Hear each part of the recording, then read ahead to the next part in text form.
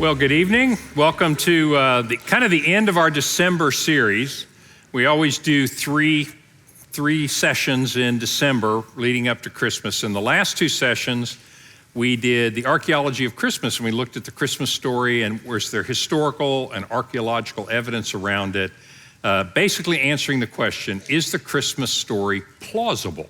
Is it reasonable, or is it disprovable? Is it not make historic sense? And we did that for 2 weeks, and then Syria fell, and I got tons of questions about what in the world is going on in the Middle East and who's doing what to whom. And so I thought, well, it's not exactly Christmassy, but we would spend this one giving you a Middle East update. So, but the beauty of this lesson, okay, this is all but one of the slides is just a map. It's all maps. So this is great. Yeah, it doesn't get any better than that. So there is the number to text your questions during class. And the goal of this session is to get us an update on what's happening, who the players are, and really, in a bigger sense, the question of, is there any chance for peace in the Middle East? So let me say a prayer for us, and we're going to dive right in. Lord, thank you for bringing us together tonight, and I pray for all those in the sound of my voice that you would be near them. I pray, Father, that you would help us to trust you in every circumstance and give us the courage of our faith, Lord, to act on it and to be gracious to those around us. We pray for peace in our world, pray for peace in the Middle East, and that seems impossible to us, but nothing is impossible for you. I pray, Father, for our leaders. I pray that you would turn their hearts to you, and I pray, Lord, you would give them wisdom in how to lead. We pray it in Christ's name. Amen. So way back at the birth of Jesus, you get angels coming to the shepherds. And it's one of the most beautiful scenes in the birth story, the birth account of Jesus. And you get these shepherds living out in the fields, and you could teach a whole lesson on shepherds. I mean, there's so much historical information about shepherds at that time. And we kind of get these idealized and kind of cleaned up version of it. But there are tons of ancient documents that talk about shepherds and the profession and things like that. So maybe next year we'll talk about shepherds. But at this point, angels appeared to them and they said, don't be afraid, I bring you good news. That word is gospel. I mean, that literally is the word gospel. That's where we get gospel. It's just good news of something that's happened. Good news of great joy, because there's going to be joy for you. Today in the town of David, a Savior has been born. He is Christ the Lord. And you will find the baby wrapped in cloths and lying in a manger. And suddenly a great company of the heavenly host appeared, praising God and saying, glory to God in highest, and on earth, peace to men on whom his favor rests. And so the question is, given the events in the Middle East since October 7th of a year ago, and then the really unforeseen changes, not many people predicted what's happened in Syria. How does all this shake out over the last year? And is the Middle East headed for peace, or is it headed for more war?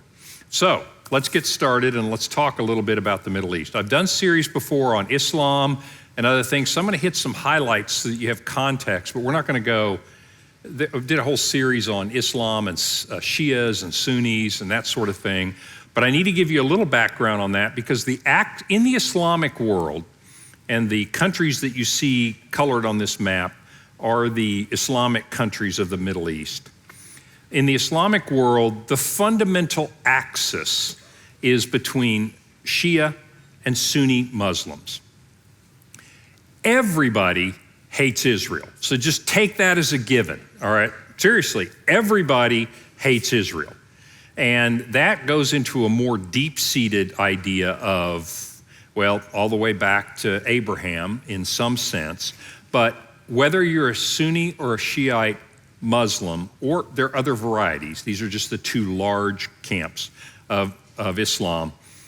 First of all, you're not a fan of Israel, okay? But the axis runs down that line. And so let me tell you about the Sunnis and the Shiite Muslims. So if you remember that the Prophet Muhammad here in Mecca and Medina, right here in Saudi Arabia. And he was born in 570 AD. So this is well after the time of Jesus. All right, so Islam is not as old as Christianity or Judaism. So Muhammad was born in 570 AD. And in 610 AD, he began to have, this is according to the Quran and according to Muslim tradition, he began to have visions of the angel giving him these visions, and he would then recite them, and these visions are the chapters in the Quran. So if you pick up a Quran, they're called surahs, but let's just call them chapters. So you would have these chapters in the Quran, and each one of them is a vision given to him, and then he recited that. It is later written down. So you have the book of the Quran. In the Quran, and I've done a series on this as well, in the Quran, those visions are not in chronological order, but it is very instructive to read them in chronological order, okay? So Muhammad begins seeing these visions. So Muhammad, the fundamental tenet of Muhammad was monotheism. He was restoring the faith of Abraham. He traces his lineage all the way back to Ishmael and to Abraham, and he was restoring a monotheistic religion, the religion of Abraham.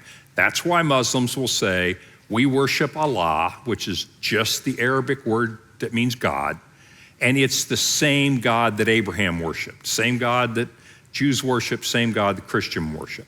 And so that's the point. He was doing that. In Saudi Arabia, if you remember all the way back in Genesis, the children, the descendants of Ishmael become the 12 tribes of Arabia. Okay, so that's circa, think 2000 BC, this is 570 AD, but at that time in Saudi Arabia, you have a very tribal society, and there are so many gods and so many goddesses. And so he succeeds in unifying them, and unifying them militarily, as well as unifying them around this. It's not a new religion. To him, he thought he was restoring the religion, and that the angel had given him these visions. So he does that for 22 years, and in 632 AD, Muhammad dies. Well, now you have an issue, and this is the Sunni Shiite split. Very early in Islam. This feud goes way back in time. So they're here in Saudi Arabia, and the tribal method for choosing a successor. So Muhammad is not only the spiritual leader, the prophet, if you will, of Islam, he's also the military, civilian authority, right? So he's the prophet, but he's also the king, if you want to call it that way. He didn't call himself a king, but he's in charge. So the political and the spiritual are all the same. He's the leader.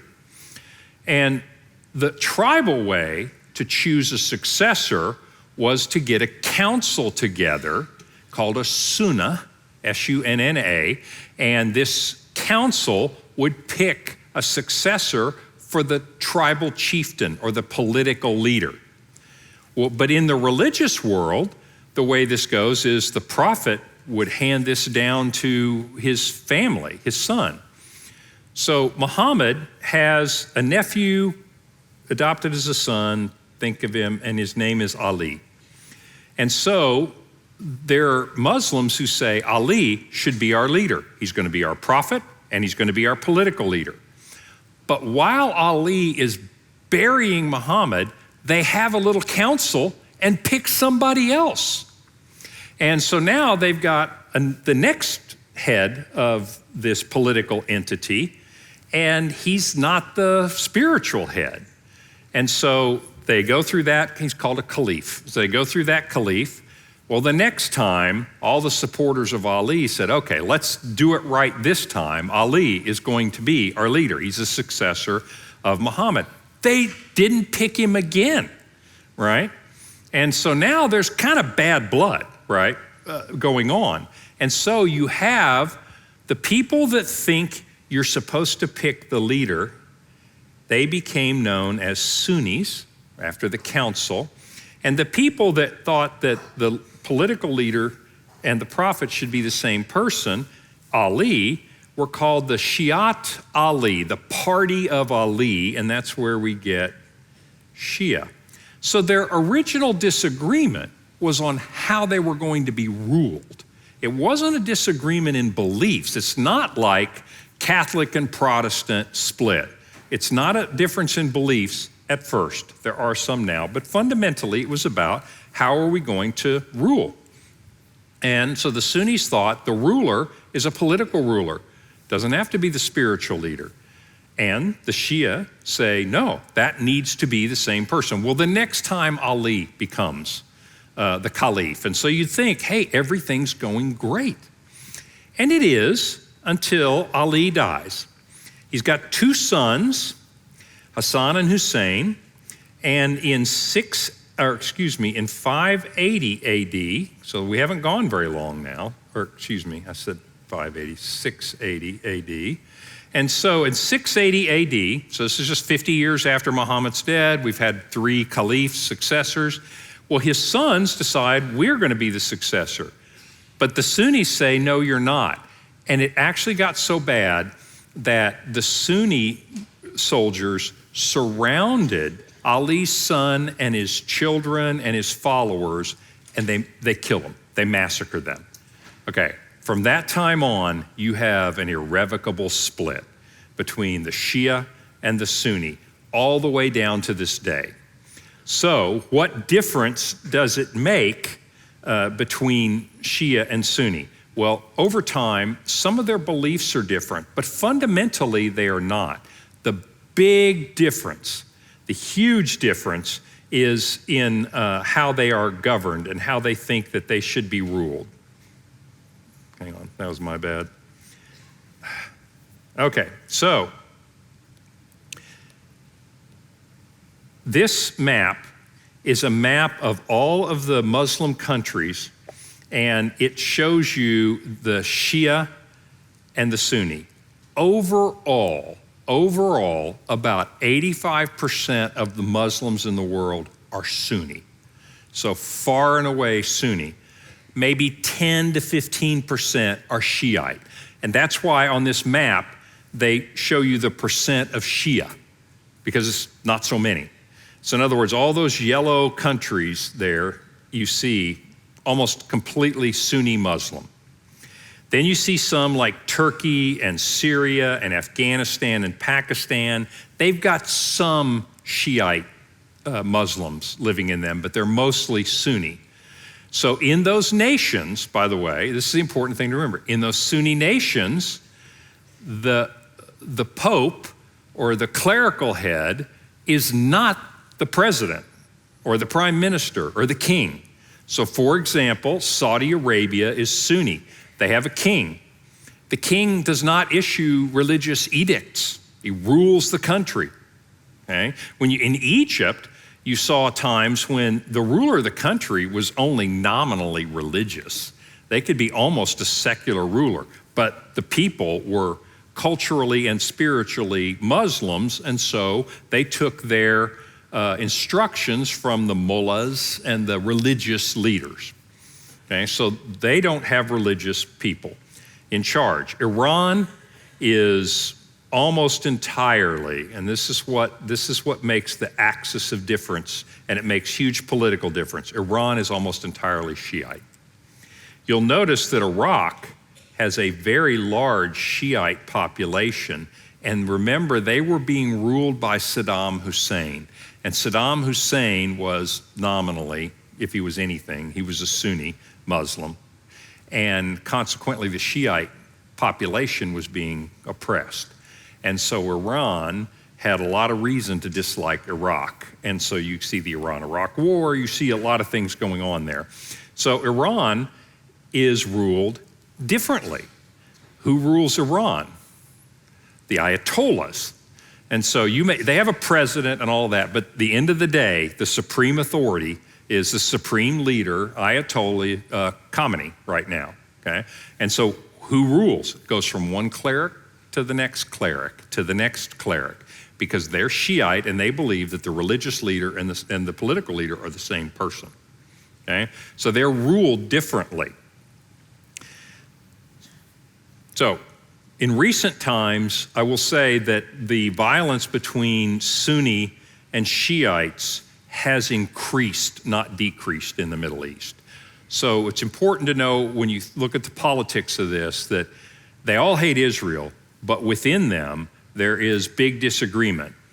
The Sunni nations aren't trying to take over other Muslim nations, by and large, because they're ruled by political leaders. I mean, they'd like to destroy Israel and they might want to get more land or whatever, but they don't have a vision of taking over all of the Islamic lands. They'd love to defeat America. They'd love to defeat a lot of people, but not their fellow Muslims necessarily. Shiites have this view that all Muslims ought to be in one body. They ought to be ruled together. And so Iran has an interest in taking over, if you will, these other Muslim nations, not just defeating the non-Muslims, but taking over the Muslim nations. Consequently, Iran funds Muslim, what we would call Muslim extremists, who are trying to overthrow governments of other Muslim countries, not just the groups you know. They fund a lot of people. So Iran is perceived as an enemy in many ways. They're fellow Muslims, but they are clearly the one that all these Sunni nations are worried about, because Iran would like to gobble everybody up, and we're all going to be Shiite, and then we're going to end the world, basically. We're going to kill all the unbelievers. So that's a short version, but that's the Shiite-Sunni split is really important in that world. Question? Yes. Are the Shia more religiously radical than the Sunnis? A good question. So are the Shia more religiously radical than the Sunnis? You would think so based on what you see, but it's a complicated world. It's sort of like talking about Protestant denominations. You know, what do Protestants believe? Well, some things in common, but a lot of differences. So let me give you just two simple examples. Yes, Shiites, by nature of their eschatology and by nature of their view that all Muslims ought to be together under the supreme Ayatollah, they do tend to be more radical and they tend to upset things than the Sunnis in general. But there are Sunni sects, like you may have heard of the Salafis, the Wahhabi sect, which Saudi Arabia is Wahhabi. They also spin off Islamic terrorist groups and extremist groups with various issues.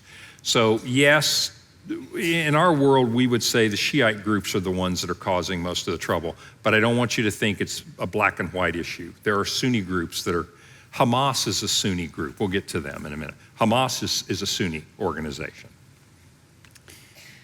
Okay, so aside from their leadership succession, what today are the primary beliefs that separate them? So the primary beliefs that separate them, I'm painting with a broad brush here, but there are some little things like the number of times you pray, how you pray. It's kind of small things. This is not a great example, but I am painting with a broad brush, but kind of the difference between Catholic and Orthodox Christians. Yeah, there's some cosmetic differences. The biggest difference would probably be their eschatology. There's a branch in the Shia Islam called the Twelvers, and they think the 12th Imam is going to come back at the end of time. They think that there's going to be a big battle. They think that their job is to hasten that battle. When all the Muslims come together, they'll defeat. Their end times eschatology is more violent and a little more aggressive than most Sunni nations that you'll see. Eschatology meaning end times? End times. Eschatology meaning the way you think things are going to play out at the end and what we're supposed to do. Yeah, good point. Okay, what area did the original Promised Land cover on the map?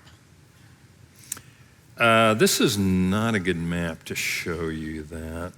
This isn't either. When I get there, I'll show you. I'm going to have a bigger map of Israel in a little bit.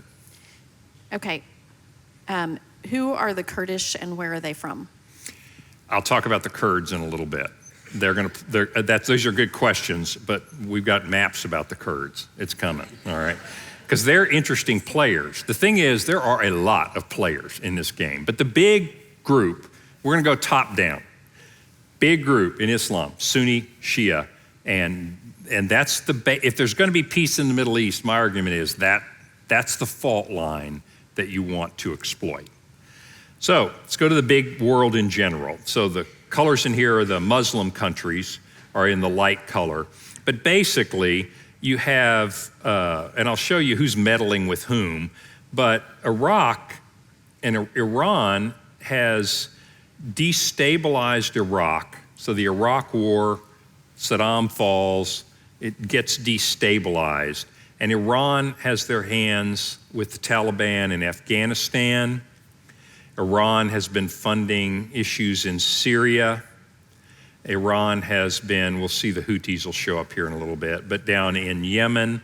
Iran's strategy has been to destabilize the Middle East by proxies and take advantage of the destabilization. They're going to do this in Israel, but I want you to realize this isn't just about Israel.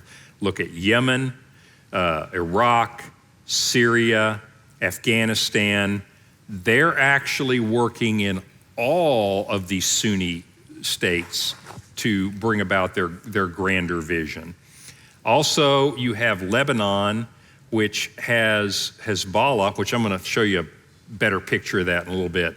But Hezbollah is a Shiite militia group, completely backed by Iran, and they really run a big piece of Lebanon. I mean, they're a semi-state, if you will.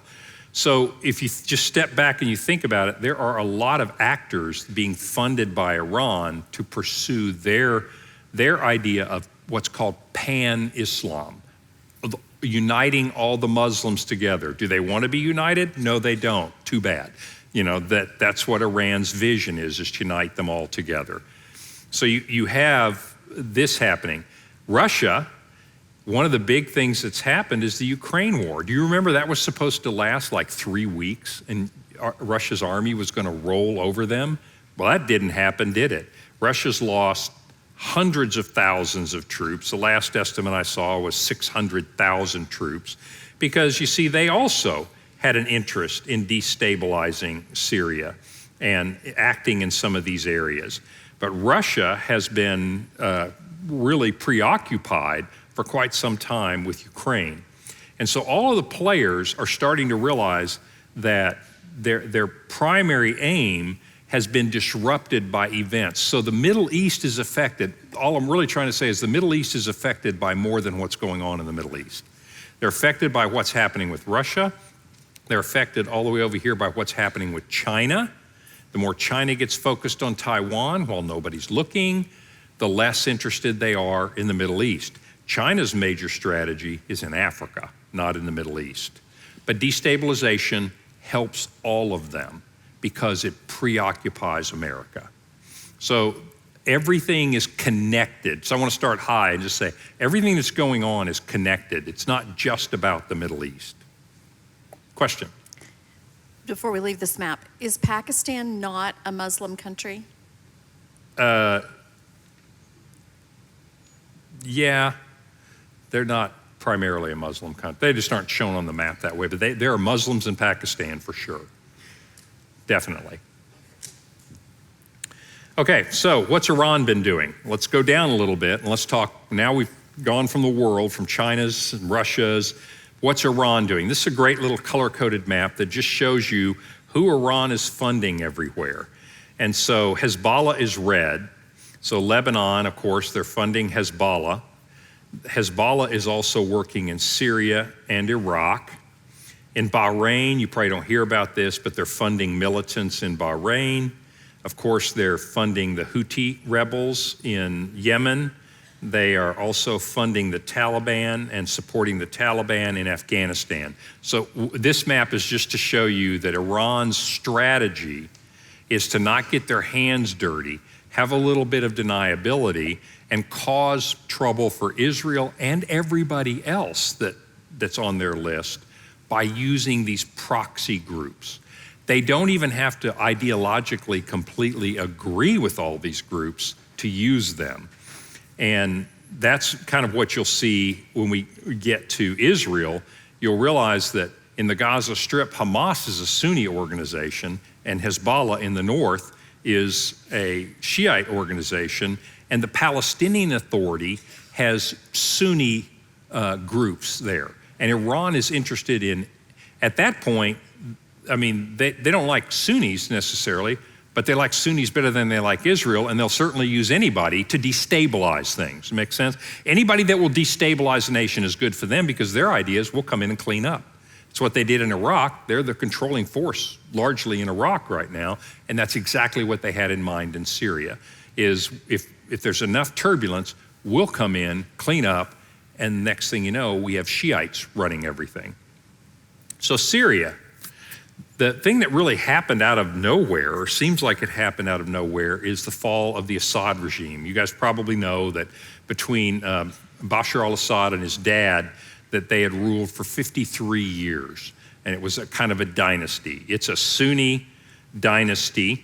They were not particularly religious. They are secular rulers, but obviously you have to give a nod to it because a lot of people in Syria obviously were Muslim. I just don't want you to think that everybody's religious in this story, even Muslim religion. They're not all religious. So this was a big blow to Russia when it fell, because Russia was invested in propping up the Assad regime. Russia had bases and still has bases there. They have a really important base here because it's their one deep water port into the Mediterranean. So Russia was heavily invested in propping Assad up because that was a very good outpost for them. They want a foothold back in the Middle East. Remember Kissinger back in the 70s? Pretty much kicked the Soviet Union out of the Middle East. Now Russia has probably a stronger hand than America has in the Arab countries, or did. So Russia's playing in this game. The Kurdish people are an ethnic group of people. Yeah, let me just kind of circle it. And they kind of live here. And so they want independence. The Kurdish people are ethnically separate, and they would love to have a country called Kurdistan. And they would like to have independence. But they're split up into 4 different countries. When the lines were drawn there, they weren't drawn on ethnic lines. They were drawn around political lines. And so the Kurdish people are split between these countries, but they see themselves as one people. And so you've got Kurds in the north. You have Russian and forces supporting the regime forces, the Syrian army. You've got ISIS. I'll show you everybody that's fighting in here in the next slide. But you basically have people with different interests. The Kurds are not about religion. The Kurds are about independence. They're more of a nationalist movement. ISIS is a religious movement. They want power, so they want politics. They want to take over the country, but they also want Islamic rule. And then there are other groups that want a different kind of Islamic rule. So you have a lot of factions in Syria fighting. And here is a list. I don't know if you can see this very well, but this was before the fall of the regime, and it's color-coded to give you an idea of some of the people, some of the players in Syria. So the red area are the Syrian government forces. So this would be Russians and the Syrian army loyal to Assad, and they controlled that part of the country. So as you can see, they don't even really control all of their own country. This yellow area is Kurdish-led Syrian Democratic Forces. They will also be called, this is the acronym in Arabic, QZD. But the Syrian Democratic Forces are Kurds who live in Syria who would like to overthrow Assad because they want their own country. They want to be left alone. And there are Kurds in Turkey as well. So some of the other color codes, you're going to see ISIS is on this map, Turkish-controlled forces. So these are Turkish rebel forces fighting the Kurds. And Turkey also has interests in Syria. Turkey's saying, everybody's an opportunist here. Turkey is Sunni, Muslim, and so they're saying Russia is preoccupied, China's too far away, Assad is following, Iran's got problems with Israel, maybe we'll just swoop in and take over Syria. Everybody wants a piece of this pie. And so I'll just leave it at that, because what I want you to realize is there are so many factions here. The one that I want to focus on is the faction that won, and we'll get to them in just a minute. But this is just an idea of some of the factions and some of the players. So Turkey is playing, the Kurds are playing, Syria and Russia are allied together, and they're playing together. You have HTS, the winners, which I'll tell you a lot more about them in a minute. You have what's remnants of ISIS. They still have cells of fighters. They're not an organized force anymore, but they do have little cells. So you have everybody fighting everybody, really. I mean, it's amazing how many factions. And this is what happens. This is what the international community is worried about. This is what happens when a regime is destabilized.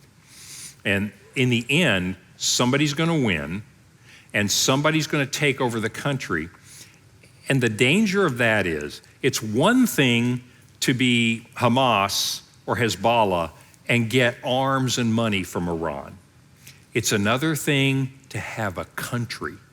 If you are a terrorist group and you have a country, oh my goodness, you have so many resources. Think about it. If you're a terrorist group, you're not very rich. You're based on donors. You take over the government, you get the taxing authority. You get all of the assets. You can nationalize the industries. You go from this big a player to a player on the world stage. That's effectively what happened in Iran with the 1978 revolution. When the Shah was overthrown, you get these radical Shia Islamists led by Khomeini. They overthrow the Shah, but now all of a sudden, they've got billions of dollars. They've got oil wells pumping, and they are a terrorist group who now has the funding of a nation. That's why the world gets so concerned when nations get destabilized. It's not just their weapons. It's you can go from being a terrorist group to being a player on the world stage. Okay? So, just a few more maps. This are the different armed groups. I won't go through all the color coding, but I hope you can see it there. These are great maps. You can get these on the internet. They're from news organizations. But basically, look at all the people fighting and look at everywhere they are fighting. It's basically, and they're not all coordinated. They're not all just fighting Assad. They're fighting each other too. It's a free-for-all. It's sort of like a cage match where you put in a dozen. If you got any WWF fans here, you just put in a dozen fighters and go, it's everybody against everybody who's left standing. That's pretty much what was going on in Syria. But up until recently, everybody felt like, well, nobody's organized enough to take over the country. Different people have different parts of the country that they might control. The Kurds control the border up there near Turkey. Turkey's fighting them from one side, Syria's fighting them from the other, but they control the population in that area. And then HTS controlled area over in the west. And so the people, but big picture, Assad was in control of the country. Up on the northern portion, you've got the Turkish-backed factions fighting against the Syrian Defense Forces, SDF. And these are Kurds who live in Syria who really want independence. And so they have brother and sister organizations called the PYG, et cetera. And these are organizations in Turkey that are trying to overthrow Turkey. So the Kurds are fighting against everybody who's governing them because they want to be governed together. And Turkey and US relations have been a little strained because we have been funding the Kurdish people, the Kurdish groups. Erdogan, president of Turkey, he hates that because it's like, those are my enemies and you're funding them. And we're like, yeah, but they're fighting against Assad and we're against Assad. I mean, it makes for some very strange bedfellows. So it gets very complex in that part of the world. So that's what's going on in the northern sector. SDF, QSD, fighting against other groups in Syria. And then ISIS. You see these little dots? ISIS doesn't control much territory anymore because the world went after ISIS. And ISIS was close. Do you remember ISIL, ISIS? They had almost taken over Syria. And everybody's worried because it's like, well, if you're a terrorist group, you're a problem. But you take over a country, you are a huge problem. You've got their army, you've got their weapons, you've got their chemical weapons, you've got everything that they have. And so the world mobilized and the US mobilized and defeated ISIS. ISIS only exists as a bunch of cells at this point. They're not a coordinated organization. So who ends up out of this situation out of the blue? Everybody thought it was stable but violent. In other words, Syria was always a mess. Everybody's fighting everybody, but it's stable in the sense that it doesn't look like anybody can knock off Assad. So yeah, Assad's going to control a portion of the country, and Russia's going to prop him up, but you've got all these groups fighting, and they take some territory, they lose some territory, and everybody's fighting everybody. And I know that sounds like chaos, but that's what's called stable in the Middle East, right? Everybody's fighting everybody, but nobody overthrew the government until these guys show up. Hayat Tahrir al-Sham, we're just going to call them HTS. They are really interesting. So Jelani is the leader. And he's an interesting guy, and the world is having a hard time knowing what to make of this guy right now. But they started out early in his career on the left. He was quite the terrorist. He was with al-Nusra. You may have heard of them. They were a branch off of Al-Qaeda. So he was a Sunni terrorist, basically. So Al-Qaeda is a Sunni group. And so he was an Islamic terrorist at first. Then forms this group, HTS, and they're one of the factions who are fighting in Syria. And then just out of the blue, they knock off Aleppo and Homs, and the next thing you know, they're in Damascus. And the world is surprised because they haven't conquered the whole country. They have basically conquered the political center of the country, and Assad has to flee, and now they're the guys sitting in parliament. You know, they're sitting in the palace, and they're like, we're the winners of this. Well, doesn't mean everybody else is going to bow down to them or stop fighting, but they do appear to be the winners. So all of a sudden, the world gets really interested. You probably hadn't heard of these guys 6 months ago, and all of a sudden, the world is interested. He gave an interview to Frontline, and this is interesting. He said to limit the description of HTS to only being a Salafist or jihadist, meaning a radical Muslim group, Islamic group, trying to spread Islam, and there are many of them out there. He says, I believe that needs a discussion, meaning we are more than just a terrorist group. And I don't want to comment on that now because it would take a lot of research and study. We are today trying to talk about Islam and its real concept. The Islam that seeks to spread justice and aspires for building and progress to protect women. That is not something you hear from Islamic jihadists. And preserve their rights and education as well. This is not a Taliban kind of thing to say. It's not an Al-Qaeda kind of thing to say. And yet you guys look a lot like terrorists, so who are you? And that's what the world's trying to figure out. Who is this guy? And who is this organization? He says there are more than 500,000 students enrolled in schools. He's talking about the areas that they had controlled. He says we're trying to establish an economic system to people to live securely and peacefully. There's a judicial system that seeks to give people back their rights. Typically, these terrorist organizations want to implement Sharia law. Sharia law is not what we in the West would consider a liberal justice system. So this guy's saying a lot of things. Now, is he right or is he just smart? Because this is the kind of thing the West wants to hear, like, oh, maybe we can work with this guy. This guy sounds really enlightened. Well, just remember his past, so you got to take it with a grain of salt, but everybody's trying to figure out what's this going to look like. He does appear to not be in trying to take over everything to make it into an Islamic paradise. appears to be a little more nationalist, like we want to fix Syria. And part of fixing Syria is being Islamic. But that doesn't sound too radical, does it? Just a few days ago, Wall Street Journal this week, so this is from on Monday the 16th. Notice he's got his suit on now, doesn't have his terrorist gear on now. Sat down in Damascus, talked to the world press. They are being really, really smart about trying to legitimize themselves very quickly to the West. Because if you want to be accepted and acknowledged as the rulers of the country, you need to say things that sound moderate to the Western world.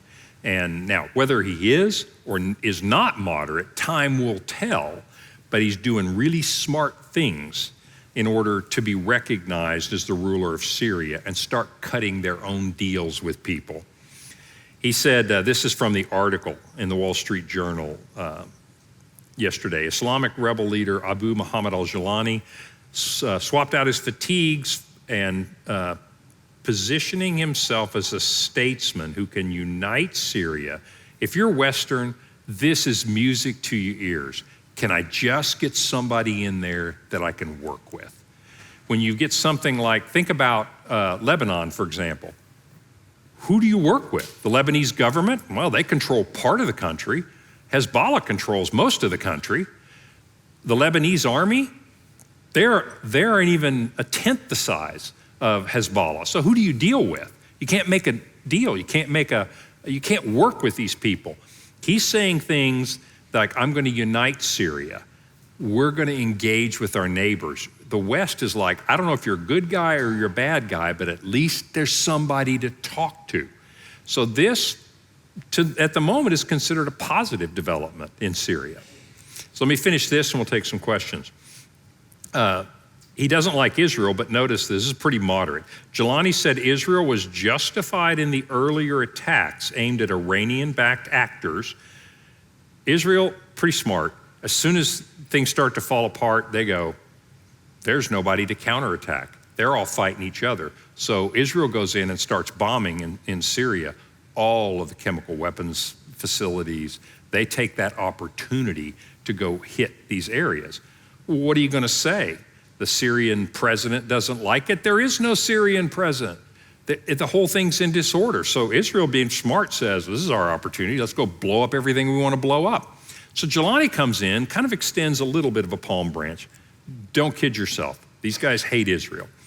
But he said they were justified, but now the rebels have removed the threat. So the excuse is gone. There's no justification for the Israelis to bomb Syrian facilities or advance inside Syria. In other words, like, yeah, no hard feelings about blowing up Assad's stuff, but stop doing it, okay? So questions? I had several questions about Iran. What is their source of funding for all of the disruptions? Iran's source of funding, and this is going to get a little bit political, but it just is. The key thing here, and let's go back to a map where we can look at the world. So actually, let's look at the Sunni and Shiite world. The Trump administration is attempting to isolate Iran in the Middle East, and it is exploiting, and I say exploiting, I don't mean by manipulating, but they are using the Sunni-Shia split. The fundamental message of the Trump administration was, hey, listen, I know we all hate Israel, forget them. I know the Palestinian problem's a problem, forget them. Let's talk about something else you're interested in. You're scared to death of Iran. They're close to getting a nuclear weapon, really bad. They are trying to destabilize your regime. We hate them, you hate them, what do you say? Let's shake hands on this and we just all sort of become temporary friends because we don't like Iran. So do you see the point? Their approach was to isolate Iran. The Obama and Biden administration had a completely different strategy. Their strategy was befriend Iran, and Iran will be the linchpin of our Middle East policy. So I'm going to answer this question. Where's Iran getting the money? Iran's getting the money from oil, fundamentally from oil. I mean, drugs and, there's a lot of things going on there. They're entrepreneurial, but fundamentally from oil. So in the Obama and Biden administrations, and again, I'm not trying to be political, I'm just telling you the way it is, their strategy was that if you bring Iran into the community of nations, they'll calm down, they'll join, they'll start playing in the sandbox with the other kids, they'll basically join the community of nations. And so they opened up the spigot. So Biden undid the sanctions on Iran, right? For Iran was very, very poor. They didn't have very much money. They were in difficulty to fund their proxies. So with that strategy, they've got tons of money to fund them. With the other strategy of trying to isolate Iran, you starve Iran of funds, and consequently they can't arm their proxies. Those are the two things, and the way to starve Iran is to cut off its oil supply. So it's a long-winded question, but that's why you see the US administrations, some are letting Iran make a lot of money on oil, some are not, because they have different philosophy of how to approach the Middle East. So why does Iran want to keep its hands clean? Whose perception are they trying to preserve? Well, there's a sense, why are they trying to keep their hands clean?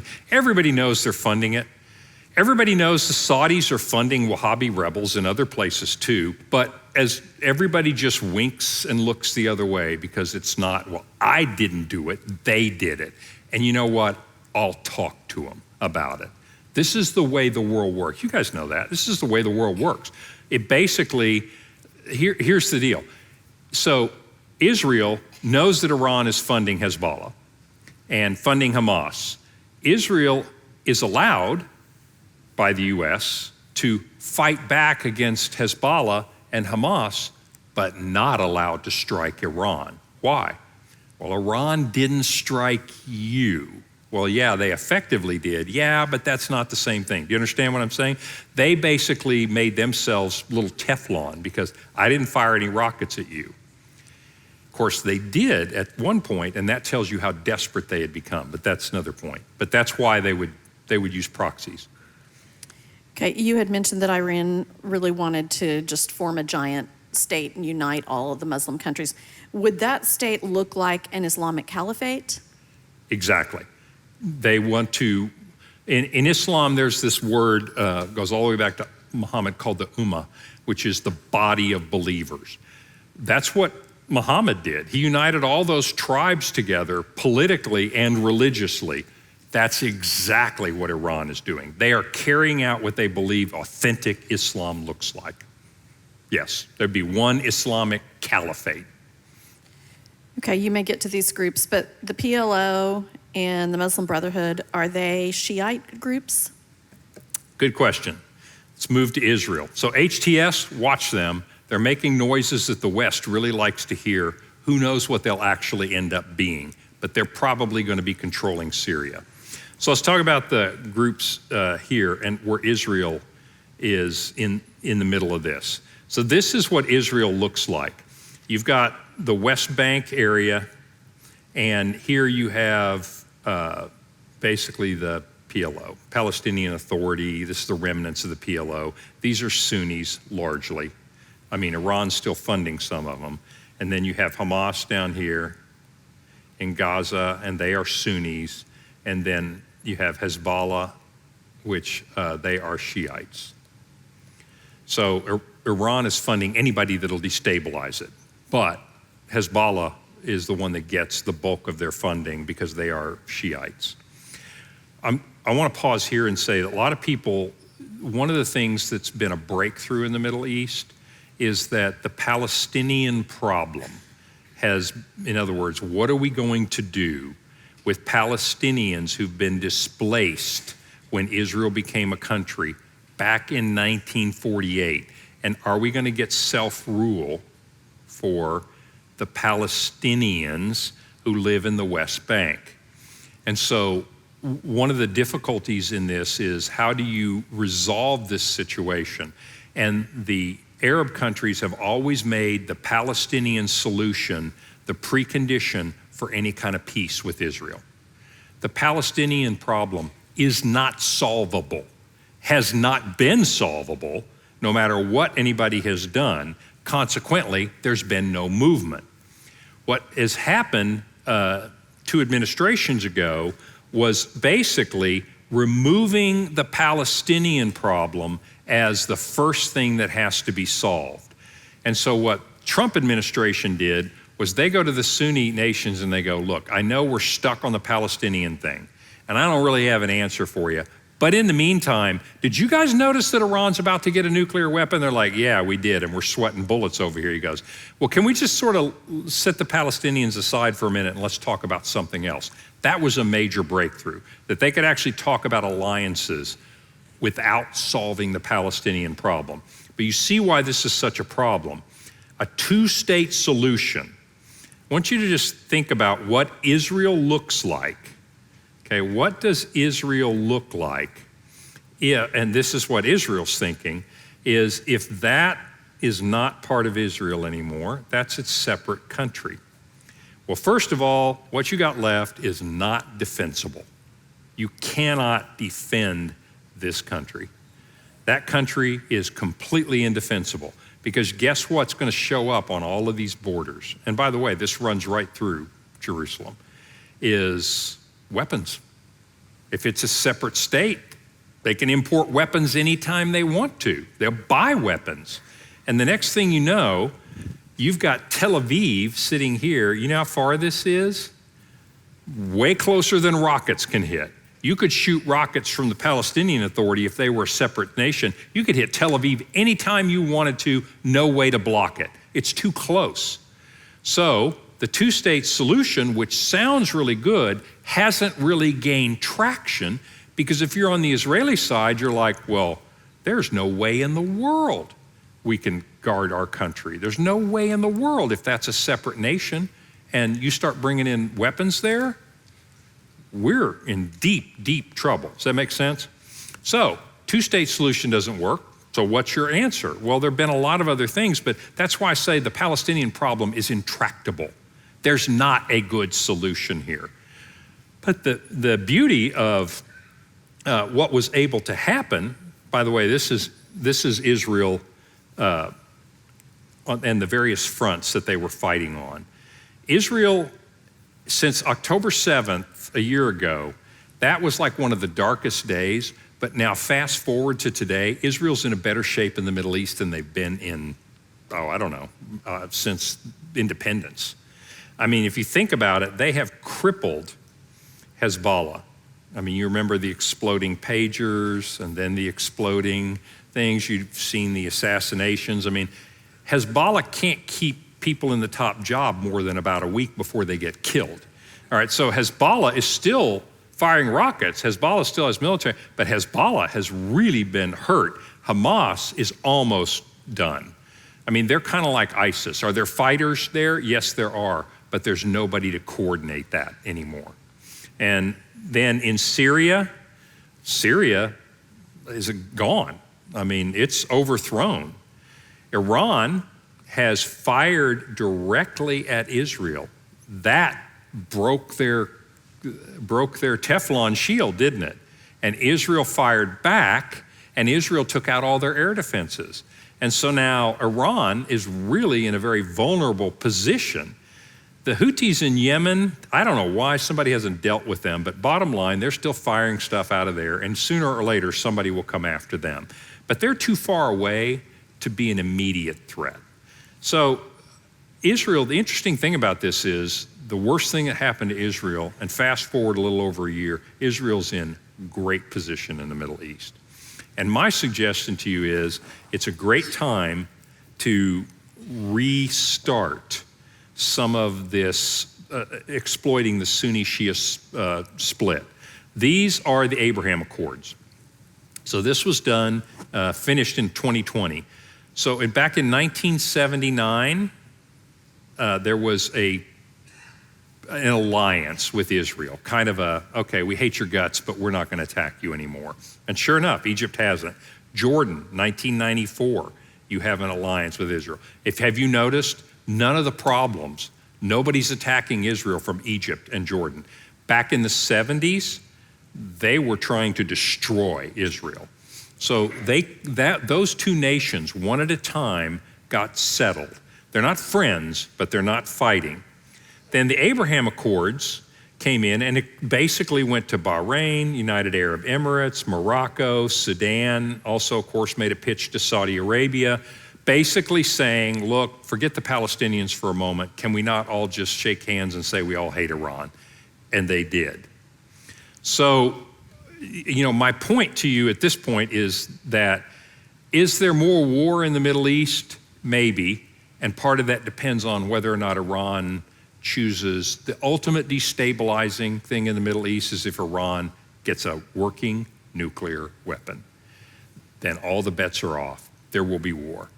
There has to be war. If Iran, however, in its weakened position says, maybe we don't want to pick a fight on that right now, I would argue that we're headed into a time of greater peace. And that's because the US policy now is not going to be Iran-centric, it's going to be Sunni-centric and isolate Iran and basically say, you need to learn to behave. And until you do, you aren't going to have any money to cause mischief. I'm not telling you it will work, I'm just saying that's what's going to happen. I would expect to see another initiative with this continued initiative with the Sunni nations and saying, look, can we not all set our hatred for Israel aside because Israel's not going to conquer you. You may hate their guts, you may not want them to exist, but they're not going to conquer you, Iran is.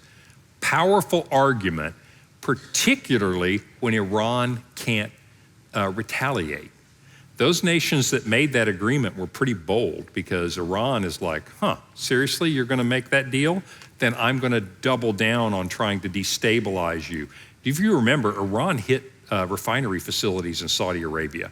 That was unbelievable. They actually bombed refinery facilities in Saudi Arabia. So that was Iran flexing their muscles saying, don't be doing any deals like this. Iran's as weak as they've been in a long, long time. So I'm not telling you what will happen. I'm just saying the door is open, that Iran is not in a position to retaliate. Russia's busy. China's not that interested. Iran is weak, particularly if they begin to restrict their oil revenues. Their proxies have been decimated.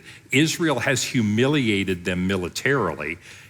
This would be a really good time for more people to jump on board and make these agreements with Israel in an attempt to stabilize the Middle East. Not because they love Israel, but because the fundamental destabilizing influence is Iran, not Israel. Yeah, question.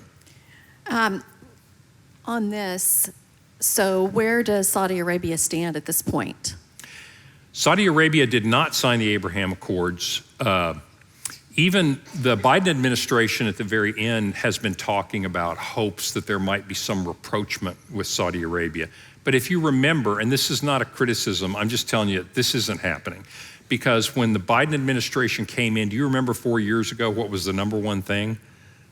It was the murder of Khashoggi, that the Mohammed bin Salman had ordered that this journalist be killed because he was writing bad things about the regime. And in America, we start calling Mohammed bin Salman names and we need justice for this guy. I know it's not right. This is not the way to make a rapprochement with Saudi Arabia. And so that's gone nowhere during this whole time. But I do think Saudi Arabia let me put it this way, it's really good timing. If Saudi Arabia were going to do a deal, it's a very good time to do it because Iran is relatively weak, Israel is relatively strong, Russia's out of the picture, and if the US comes in with money and aid and alliances, I'm just saying the path seems to me to be there. So these groups that are in Syria, what is their motivation, and are they willing to unite with each other? Is it for resources in Syria? Yeah, their motivations vary. The Kurds want independence. HTS wanted to overthrow the regime, and according to Jelani, they want an Islamic country, but they want a fair balanced, reasonable Islamic country. ISIS, we want to control the place and we want Sharia law and we want the caliphate.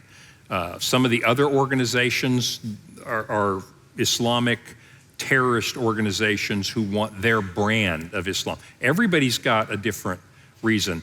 It would be an amazing feat to get them to cooperate. However, once you're sitting in Damascus and you're HTS and you're the winner, it's easy to recruit soldiers, and you now have all the weapons that Assad had, all the tanks, all the planes, everything.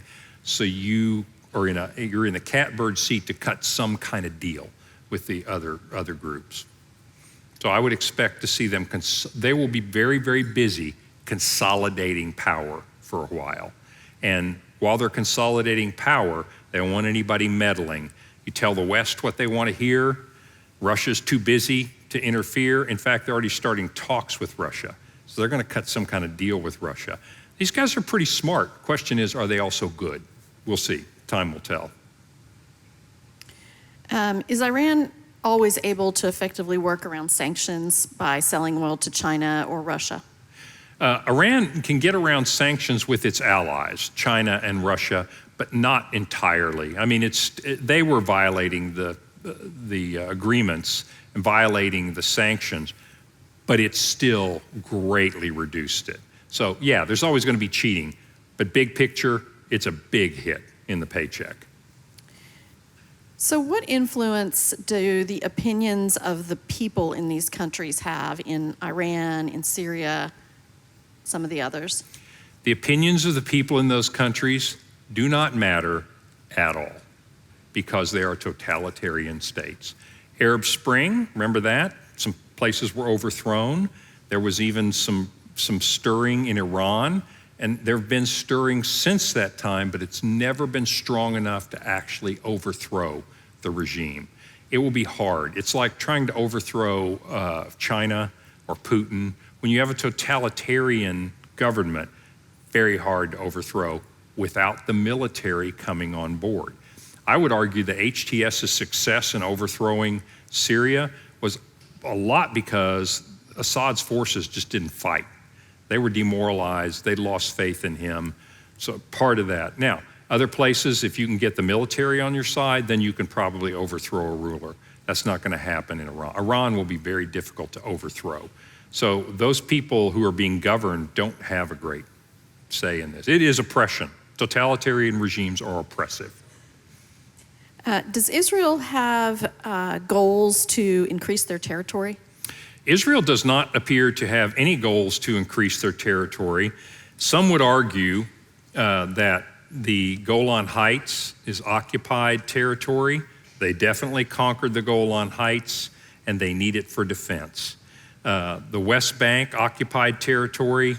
I don't know what you're going to do with that. Today, they have a pretty good arrangements, better than you would think. There's an awful lot of self-determination and self-rule by the Palestinians in the West Bank. But for security reasons, you couldn't let them park tanks on the border. So it's difficult. But no, Israel's not attempting to conquer any other countries.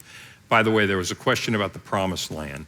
The state of Israel today is pretty much the Promised Land. The Promised Land was actually a little bigger than this territory as is described in the Old Testament, but Israel is satisfied with the borders of Israel as they exist. They're not trying to take over. You notice that they're not one of the players trying to overthrow Assad or take over Syria. They don't have forces in there fighting Assad. They responded to attacks and because they were being attacked, but they're not trying to take over Syria. That's one of the things is Israel has, I know that in the UN, they're really not well thought of, but fundamentally, if just a fair-minded person, I don't say this as a supporter of Israel, bottom line, they're the only guys in the region that aren't trying to take over somebody else. So I don't see them as a threat in that way. Nobody's afraid Israel's gonna attack them, they just don't like Israel for other reasons.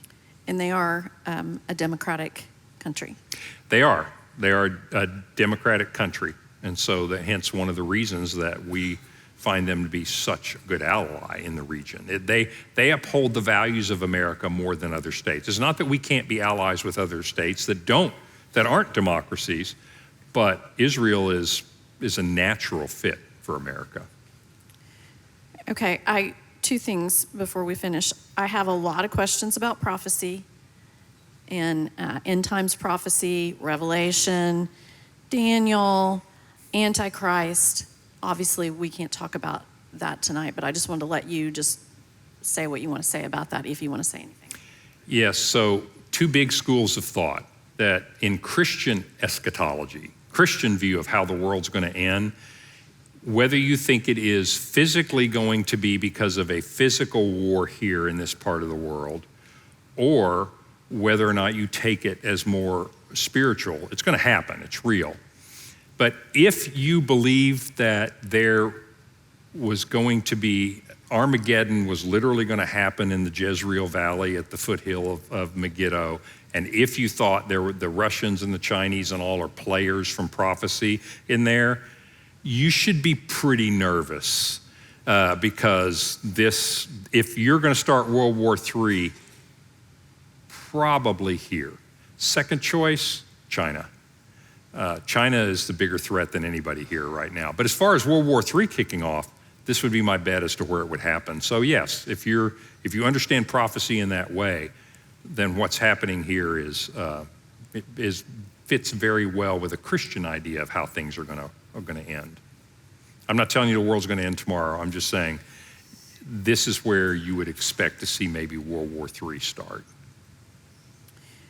Okay, so what suggestions do you have for people who would like to read and stay up on current information regarding these issues? Good question, because there's a lot of biased information out there in terms of what's happening and what's going on in the world. Even the headlines are pretty slanted. Everybody's got a point of view. I quoted the Wall Street Journal. I think the Wall Street Journal pretty much in the middle of the fairway in terms of their reporting. Times of Israel, pretty good source from Israeli source of what's happening. They're a little anti-Netanyahu, but fundamentally they'll give you a broad feeling of how Israelis see the world. There are a lot of good podcasts out there that will analyze what's happening in the Middle East and endlessly analyze what's happening in the Middle East. But bottom line, Al Jazeera, news outlet, will always take an Arab point of view, obviously. New York Times, they've got their biases. So whoever you read, just learn to read about the biases that are happening. It's hard to just get pure data of what actually happened. That's hard to know. Read more than one. That's my advice to you. Read several things and you'll begin to see the biases, even in the headlines. But read 3 or 4 news sources.